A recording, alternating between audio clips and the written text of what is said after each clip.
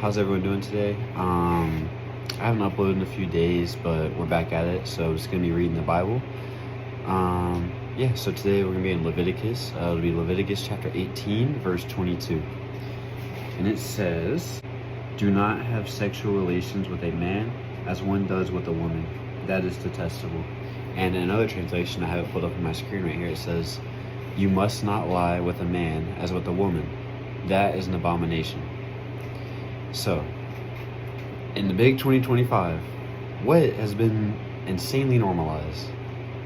Homosexuality, okay?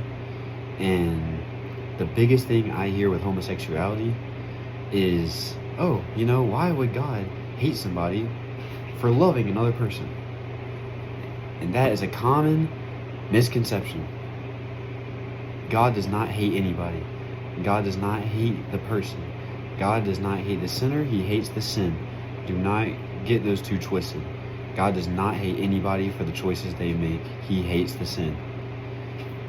Now, us as believers, when we come across people that are homosexual, it is very easy to judge them for their life choices, obviously, and think that we're better than them for whatever reason. But that's not what Jesus Christ calls us to do. Because you got to think, what would Jesus do if he came across someone who's homosexual? Do you think he would judge them for the choices they made in their life? Or do you think he would try and turn them to him?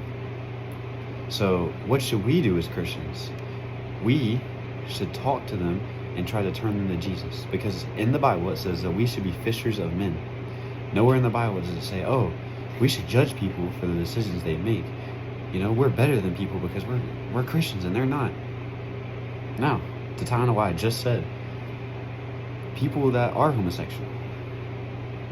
I've heard a lot of people say, I'm gay, but I'm also a Christian. Now, that's a contraindication, because how are you going to say that you're a Christian and then go against completely what the Bible teaches? It's like this. If you say you love someone, because Christianity, in all reality, I'm non-denominational, because believing in Jesus and following Jesus doesn't require a denomination. You just love Jesus and listen to what the Bible says. So, if you follow Jesus and you really love Jesus, why would you want to go against what he says? Because here's the difference between homosexuality and just an everyday sin, like, say you lie, or you steal, or you cussing is borderline a sin, but that's for another video.